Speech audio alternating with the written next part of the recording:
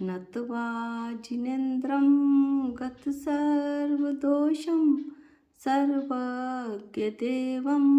हितदर्शकं च श्रीजैन सिद्धान्तप्रवेशिकेयं विरच्यते स्वल्पधियां हिताय। हम सभी जैन सिद्धांत प्रवेशिका का अध्ययन कर रहे हैं और इसका अध्ययन करते हुए आज हम कुछ और प्रश्नों को लेंगे। क्या पुद्गल कर्म, योग, इंद्रियों के भोग, धन, घर के लोग, मकान इत्यादि जीव को राग देश परिणाम उत्पन्न कराने में प्रेरक हैं? छहों द्रव्य जीव, पुद्गल, धर्म, अधर्म, आकाश काल अपने अपने स्वरूप से सदा स्वतंत्र परिणमन करते हैं। उन्हें किसी सहारे की आवश्यकता नहीं। कोई भी द्रव्य किसी भी द्रव्य का प्रेरक नहीं है। इसलिए कोई भी परद्रव्य जो बाहर का द्रव्य है वो राग देश का प्रेरक हो नहीं सकता, परंतु मिथ्यात्व और मोहरूप मदिरापान, मेरे अंदर बैठा हुआ जो मोह है और मिथ्यात्व रूपी शराब है, वही राग देश का कारण है। 6 डाला में कहा भी है, मोह महामद पियो अनादि, भूल आपको भ्रमत वादी। मोह रूपी शराब पीकर अपनी अज्ञानता के कारण 4 गति 84 लाख योनियों में मैं भटक रहा हूँ। पुद्गल कर्म की बलवत्ता से जीव को मोह राग देश करना पड़ता है। पुद्गल द्रव्य कर्मों का भेष धर धर कर जो अधिक बल प्रयोग करते हैं त्यों तो जीव को अधिक राग देश होता है। क्या यह बात सच है? नहीं, यह बात सच नहीं है, क्योंकि जगत में पुद्गल का संग तो हमेशा रहता है। पुद्गल की वर्गणाएं पूरे संसार में ठसाठस भरी हुई हैं। यदि उनकी बलवत्ता से जीव को राग आदि विकार होने लगे तो शुद्ध भाव रूप होने का जीव को कभी अवसर ही नहीं मिलेगा, यानी जीव कभी भी सिद्ध पर्याय को प्राप्त नहीं करेगा। इसलिए ऐसा समझना चाहिए कि शुद्ध या अशुद्ध परिणमन करने में, चेतन के स्वभाव रूप परिणमन करने में या चेतन के विभाव रूप राग देश मोह रूप परिणमन करने में चेतन स्वयं समर्थ है। निमित्त के कितने भेद होते हैं? निमित्त के 2 भेद होते हैं, प्रेरक और उदासीन। परंतु वास्तव में तो उपादान के लिए सब प्रकार से निमित्त उदासीन ही कहा गया है।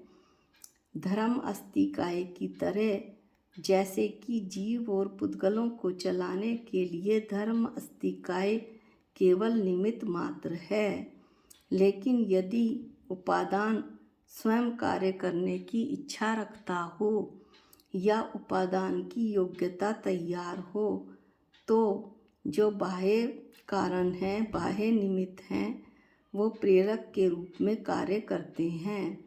जैसे गुरु, यदि कोई जीव अपना कल्याण करने को इच्छुक है तो गुरु का उपदेश, स्वाध्याय और भेद विज्ञान उसके लिए प्रेरक का कार्य करेंगे।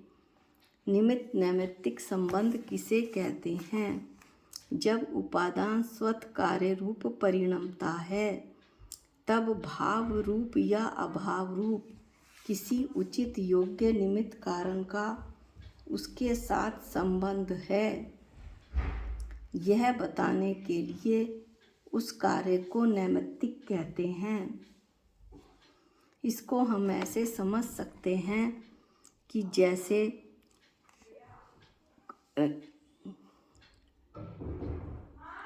पिताजी घर में आ चुके थे और उन्होंने अपने लड़के से कहा था कि तुम्हें पढ़ाई करनी है, लेकिन वो लड़का खेलने चला गया, क्रिकेट खेलने चला गया। जब वो आया तो पिताजी उसे देखकर आग बबूला हो गए, क्रोध में आ गए। तो इस तरह से जो क्रोध रूप कार्य हुआ उनमें, पिताजी में, उसके लिए जो निमित्त पड़ा वो भाव रूप निमित्त उनका लड़का पड़ा। लेकिन कुछ ही देर बाद लड़के ने हाथ मुंह धोया, खाया और टेबल कुर्सी लगाकर पढ़ने बैठ गया। घंटे 2 घंटे में पिताजी का गुस्सा शांत हो गया। तो इस तरह से जो उन्हें शांति प्राप्त हुई, शांति रूप भाव उनके आए, उसमें जो लड़का था वो वहाँ उपस्थित नहीं था, उसका अभाव हो गया था, क्योंकि वो उनके कहे अनुसार पढ़ने बैठ गया था। इस तरह से कार्य रूप परिणमित होने में उपादान को जो भाव रूप या अभाव रूप किसी उचित योग्य निमित्त कारण से संबंध होता है, तब कार्य नैमित्तिक कहलाता है। लड़का एक ही था। जब भाव रूप परिणमन हुआ, क्रोध रूप परिणमन हुआ, तो वो निमित्त बना, और जब उसका अभाव हो गया तो क्रोध खत्म होकर पिताजी को शांति मिल गई। इस तरह से भिन्न भिन्न पदार्थों के स्वतंत्र संबंध को निमित्त नैमित्तिक संबंध भी कहते हैं। निमित्त नैमित्तिक संबंध के हम कुछ और उदाहरण भी दे सकते हैं। मिट्टी स्वयं घड़े रूप परिणमित होती है। यहाँ मिट्टी उपादान है और घड़ा नैमित्तिक है, कार्य है। लेकिन जो बाहर में निमित्त पड़ रहा है घड़े को बनाने के लिए, वो कुम्हार और चाक है। सम्यक दर्शन नैमित्तिक है, कार्य है। लेकिन सम्यक ज्ञानी को जो गुरु के उपदेश मिले, शास्त्र पढ़ने को मिले, स्वाध्याय करा उसने, वो उसके निमित्त हैं, बाह्य कारण हैं। सिद्ध दशा नैमित्तिक है, कार्य है। और जो पुद्गल कर्म का अभाव हुआ वो निमित्त है। पुद्गल कर्म का अभाव होने से पुद्गल कर्म का अभाव कारण बना, जिससे कि सिद्ध दशा कार्य रूप परिणमित हुई। इस तरह यहाँ पर सिद्ध दशा नैमित्तिक है और पुद्गल कर्म का अभाव निमित्त है। आज के वीडियो में इतना ही।